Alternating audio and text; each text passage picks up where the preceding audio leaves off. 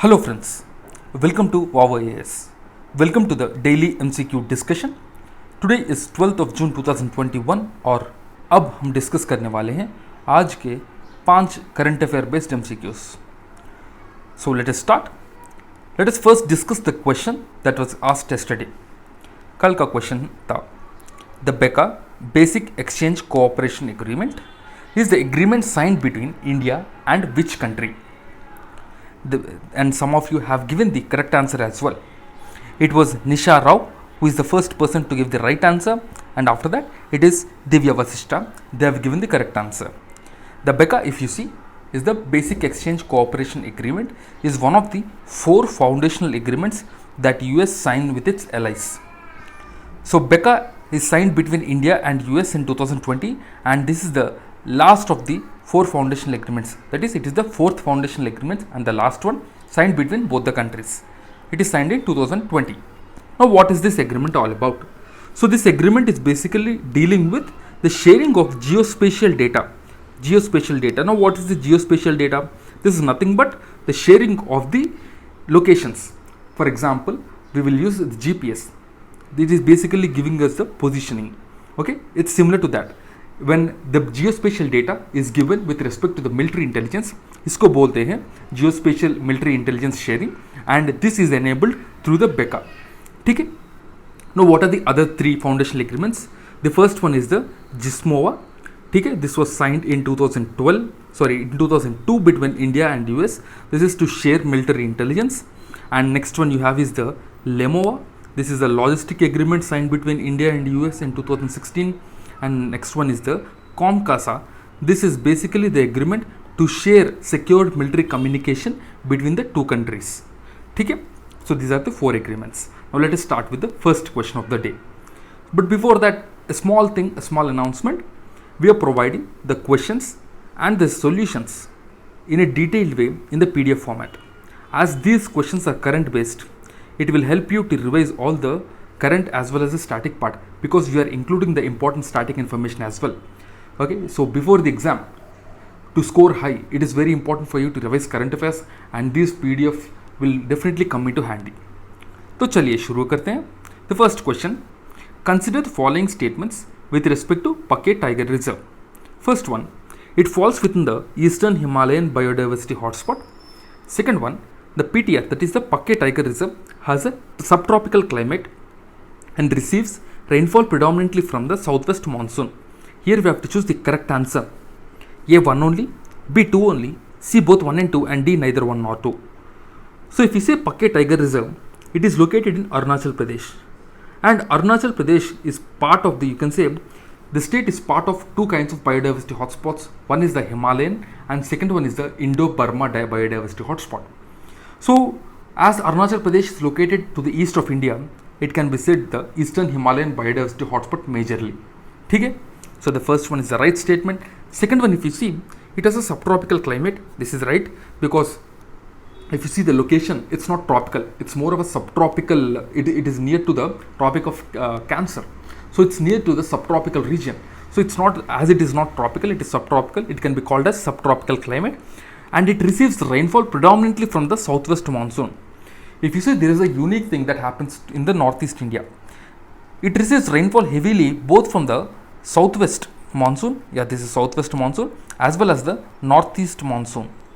India have 2 kinds of monsoons, as you might have known already, and also in our previous video we have discussed this, southwest monsoon and northeast monsoon. So because of these monsoons only this will happen. Okay?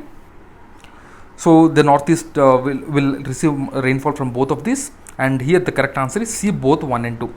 So actually why this was in news is, recently the contingency workers of the Arunachal Pradesh Pake Tiger Reserve, they went on strike. That's why this was in news. Okay? So as it was in news, we are discussing about this Pake Tiger Reserve, and if you see this Pake Tiger Reserve, it was declared in 1999, and it lies in the foothills of Eastern Himalayan in the East Kameng district of Arunachal Pradesh. Okay? It falls within the Eastern Himalayan biodiversity hotspots and is home to a variety of plant and animal species.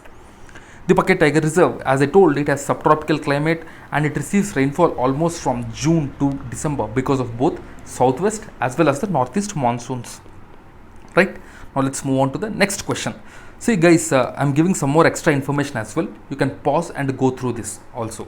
Okay, this will give you some extra information which might become handy during the exam. Now let's go to the next question, the second one. Consider the following statements with respect to G7 summit. As you might have seen in the news, the G7 summit is in progress in UK, United Kingdom. So that's why this was in news. That's why we are also asking this question. First statement, India is hosting 47th G7 summit that is scheduled to be held in June 2021. So the statement, just by reading you can delete it, because you can say this is wrong, because as I told already, currently the G7 summit is in progress in UK.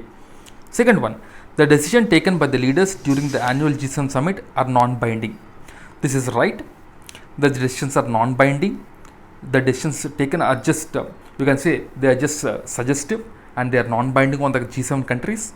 So here we have to choose the correct answer, and as the first one is wrong and second one is right, B2 only is the correct answer. Now we'll see some more information about this G7 summit. So G7 summit this year, UK is the chair, and UK has invited Indian Prime Minister Modi for a virtual speech, to give a virtual speech. Okay? And the G7 actually is a group of 7 countries: Canada, France, Germany, Italy, Japan, UK and US.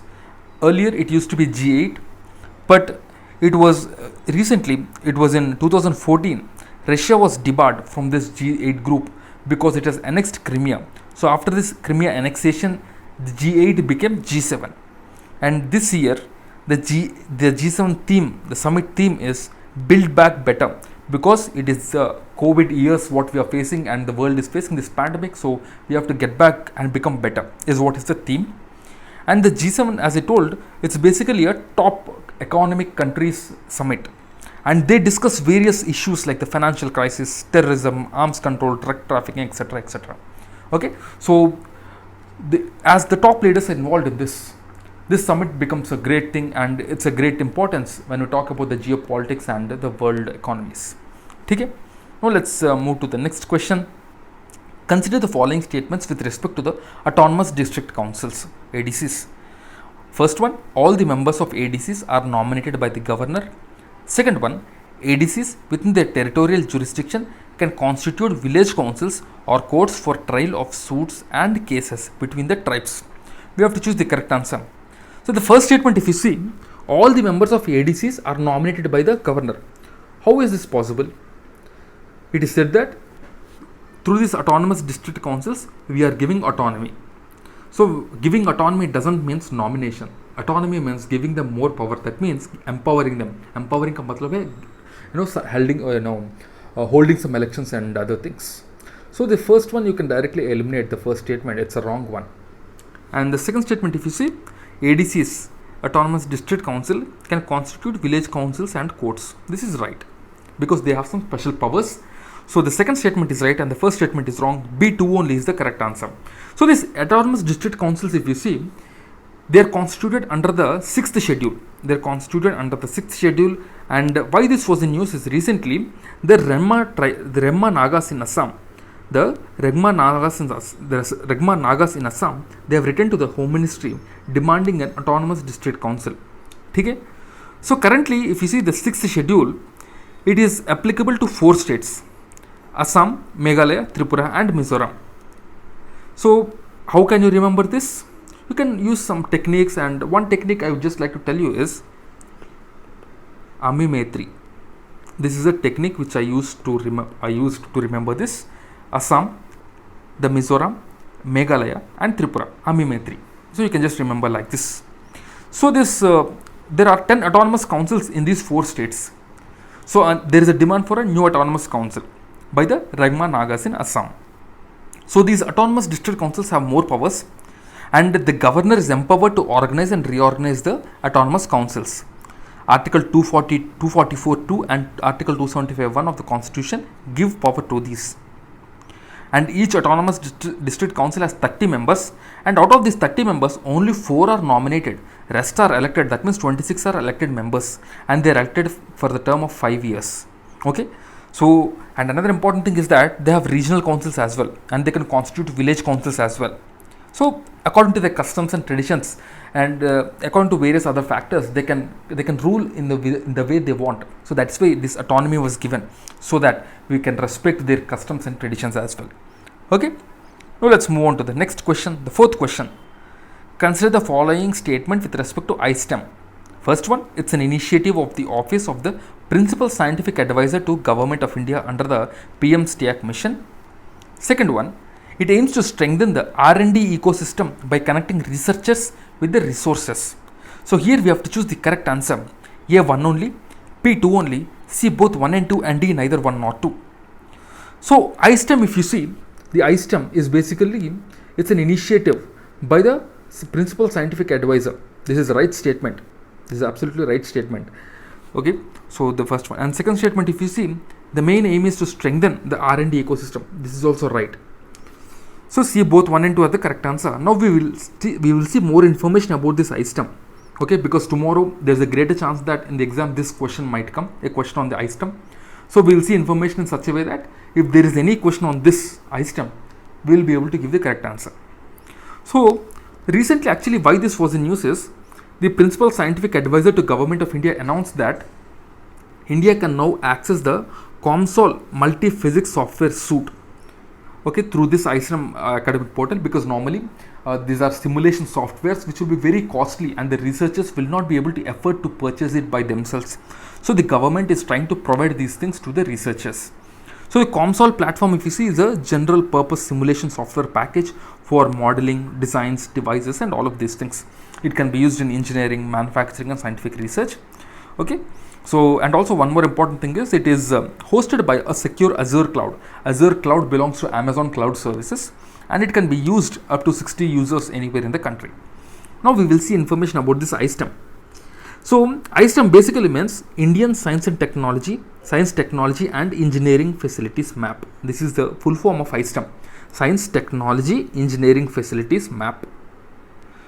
So this is an initiative of the Principal Scientific Advisor to the Government of India under the PM STEAC mission. So this is actually a web portal whose main aim is to empower the researchers, give them the resources they want, and give them the specific equipment and the research facilities they want.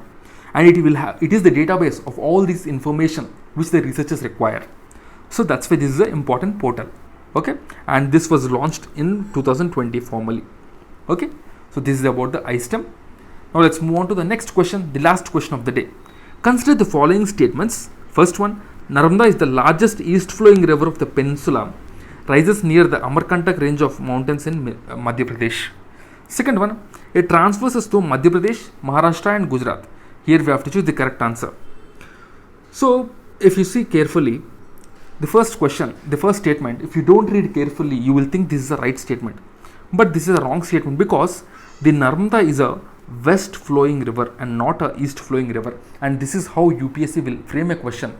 It will frame a question so intelligently that it will just change these small things. Sometimes, you know, in the exam, during the pressure and during the tough situations, we will ignore these small things. We will not be in a great mental state to see these small things. And UPSC play with these things. So the first statement is wrong. Second statement is right, because it travels through Madhya Pradesh, Maharashtra and Gujarat, and B2 only is the correct answer. So now we will see some more information about Narmada, as currently this was in news. Actually, why this was in news is, recently the Sardar Sarovar Dam built over Narmada, which is called the lifeline of Gujarat, it actually released water for irrigation. Generally during summers, the region will be so dry that there will be no water released by the Sardar Sarovar Dam. But this year it was able to release some water. That's why this was in news. The Narmada is actually the largest west flowing river, largest west flowing in the peninsular India, and it flows westward through the rift valley between Vindhyas and Satpuras. It rises from the Maikal range near Amarkantak in Madhya Pradesh, and it flows through Madhya Pradesh, Gujarat, Maharashtra, Chhattisgarh, and having an area of 1 lakh square kilometers approximately.